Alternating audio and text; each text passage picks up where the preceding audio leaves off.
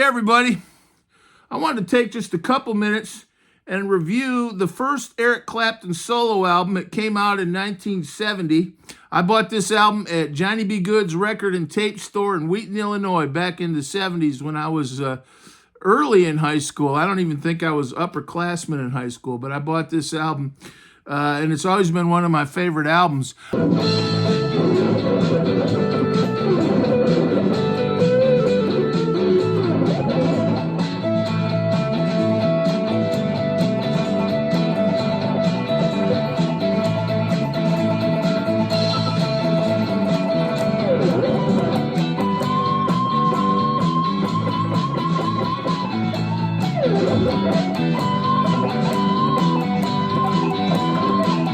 But just a little background, that's a great picture. And one of my favorite details here is that is Brownie.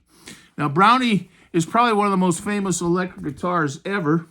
So that's Brownie. It's a lot of you probably know the story of Brownie. It was a 2 or 3 color sunburst. I always get those mixed up. But he bought this guitar and Blackie and some other Strats at Nashville for a couple $100. I think I read 400, but I think I've even heard figures less than 400. All these vintage like Strats from the late 50s. Today those vintage instruments would be probably tens of thousands of dollars a piece. But I love that picture of Brownie. Look, the fretboard's all worn out on it. Now if you look at this album, this is Derek and the Dominoes in concert. You have a really good picture of Brownie. Let's see. We'll get it there. Yeah. That's a good shot. This is another album I've had a lot of years. There's Brownie. But that's Brownie.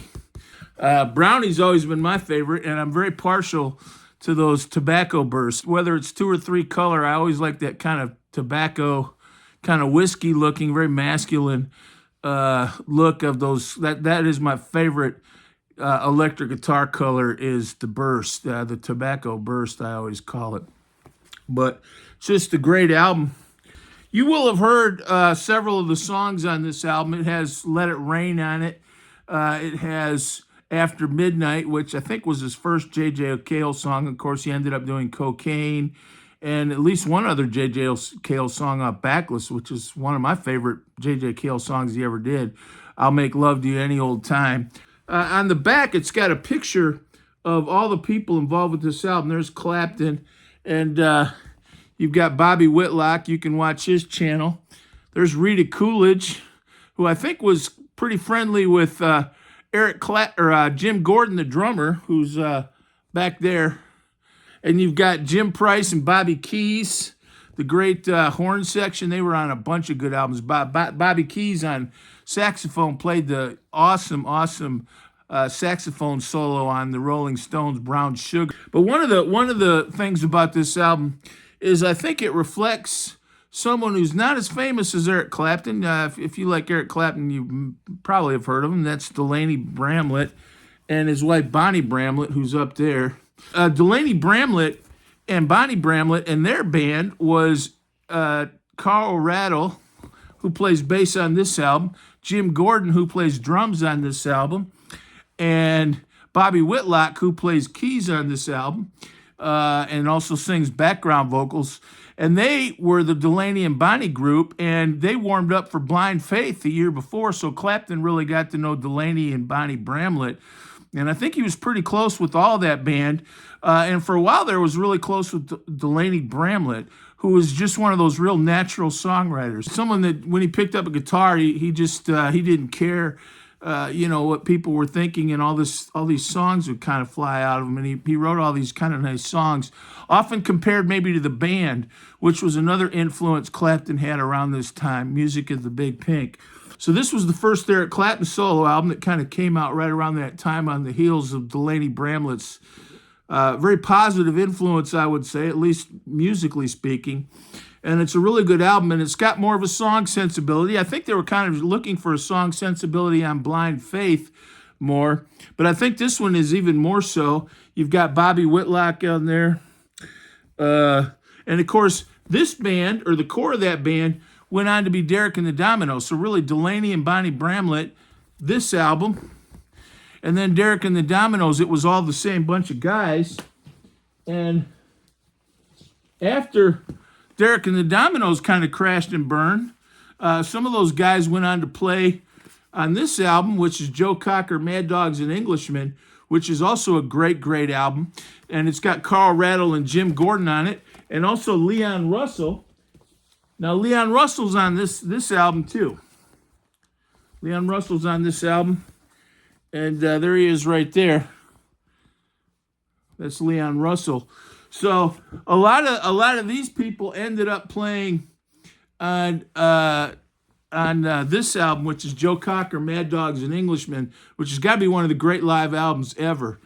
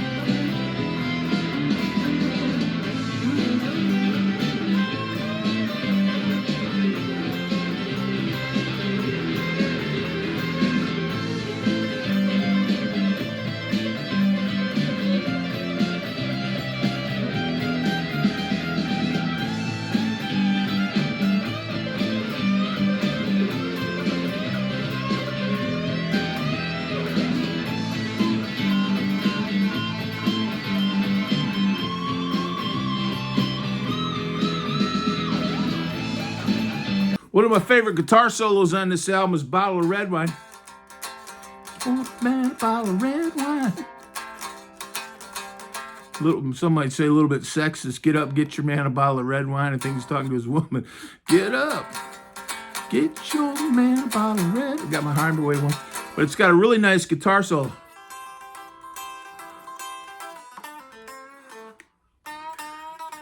It's just really...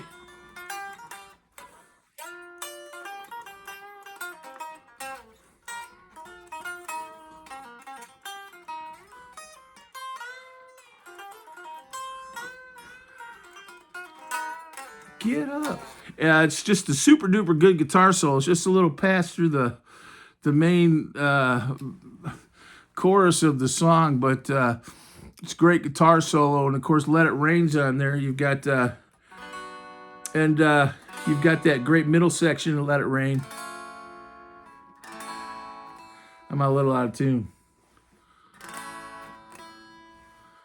but anyway.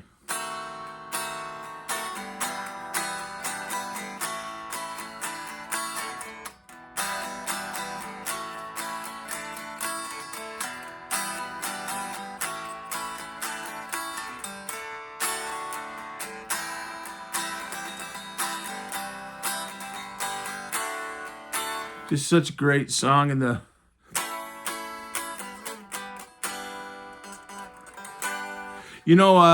when I was in high school, right around the time I bought this album, a friend of mine had a older friend who was about 30, and I would have been like 16 or 17 at the time, and he was about 30, and he was a huge Eric Clapton fan going back to the Yardbirds. I mean, he was like old school 60s music, and he had a Gibson Melody Maker, but he came over to my room one time and was talking about Eric Clapton, and he showed me how to play this, and it's one of those moments that, looking back on it, made a big difference in my life and music. He showed me how to do that,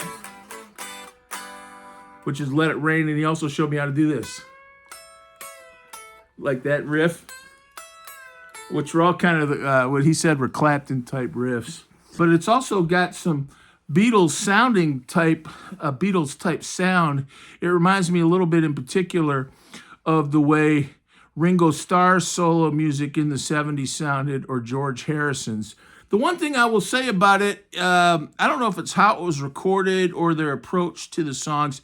Some of these songs I think could have been more epic. When you listen to this, and some of it might be Clapton singing versus Joe Cocker, because as great, as great a guitar player as Clapton is, Joe Cocker's that great a singer. And when Joe Cocker sings, he just sort of kicks the band's ass to really play harder, because he's such a driving singer. These songs are kind of pulled back, like "Let It Rain." I was thinking, man, if you could have heard, it would be nice to hear "Let It Rain" just as this kind of epic jam, and it has a longer solo on it, but it sounds a lot of the albums sound, some people call it thin sounding, and some people often attribute that to Clapton moving from Gibson to Strats, and the Strat sound is kind of a thin sound.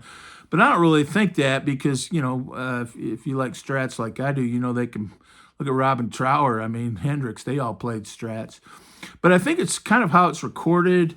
The rhythm section could be cranked up more in the speakers, so you get that big kind of hit your chest sound like you do on Mad Dogs and Englishmen, like Delta Lady and all those great Superstar, all those songs. It's the same band. It wasn't, and it was just recorded a little while later. But I think it sort of is more epic and kind of rock and roll. It just drives you more. And this album, I think, has a thin sound. Sometimes people attribute that to Clapton's Strat, but I think some of it's the mix on the rhythm section too. It kind of is down, and his voice is pretty out front. And his voice is kind of a thin voice, particularly in this period. He hadn't been singing. This is the first album where he really was the singer on the album. So his voice is kind of thin and young. But I think maybe they could have mixed his voice down a little bit and cranked up that great rhythm section they had on this album, and just like really boomed it out in the speakers, and maybe in the studio too. So that would be one criticism I have of the album. I don't think it sounds as good as other albums that are from this period. Led Zeppelin 4 came out right around this time. Led Zeppelin 1, look how good those albums sound even today. And this one I don't think sounds as good. Ringo Starr, his stuff from the 70s sounds great. And as we look at this album, I think it's, just all the people. Carl Rattles died. I think Delaney Bramlett, a lot of these people have passed on. I think Bobby Keys, I don't want to get one wrong, so I'll stop. Jim Gordon just died. Tragedy of Jim Gordon. But it's a really good album. But it's a good album. It's got some good songs. Loving You, Loving Me, Told You for the Last Time. And I Don't Know Why. Those are good songs. That I Don't Know Why is a really good song. It's another one where I think his voice is a little too out front, and the rhythm section could have been louder, but it could have been like It Makes No Difference, or The Night They Drove Old Dixie Down, or some of those great band songs. But it sounds a little thin. It doesn't quite kick your butt the way some of those other songs do, but stylistically, it's a great song. After Midnight's a great song. Lonesome and a Long Way from Home, that's a good one. Bad Boy Slunky, that's kind of a jam. Some of the jams, like Lonesome and a Long, so at the beginning it starts out and it sounds kind of like maybe Muscle Shoals, just kind of good R&B, Stax or something like that. Some of those old Stax albums. Sound-wise, those might be some of the best songs on the album. And I do think when you get into side 2 and some of those ballads, they're really good, but they either weren't as recorded as well or anything, because you don't get that fullness of a great rhythm section, and maybe Clapton's voice is a little too loud. That's my personal opinion. But definitely a great album. Not only a great album, but an important album. And hats off to Delaney and Bonnie Bramlett, that I just think it shows what important figures they were in music. And sometimes, they maybe didn't end up being the huge stars that Clapton did, and some of these other people but they were great. If you don't know Delaney and Bonnie Bramlett, a song you might have heard that they did was "I Got a Never-Ending Song of You." I got a never-ending love for you from now on. It's kind of one of those songs you just tap your foot to. A little bit of Americana country, which I would say this album has, or at least it's trying to evoke kind of an American feel. And a lot of these players were American. So, but it's a great album and it's an important album. But it's just a really good album, and if you're an Eric Clapton fan, it's kind of a must-have. And I think you'll enjoy it just as a musical effort, and also understanding a little bit about why it's such an important album in the history of classic rock and Clapton's long career will make you appreciate it even more. And hats off to Delaney and Bonnie Bramlett. Thanks. God bless.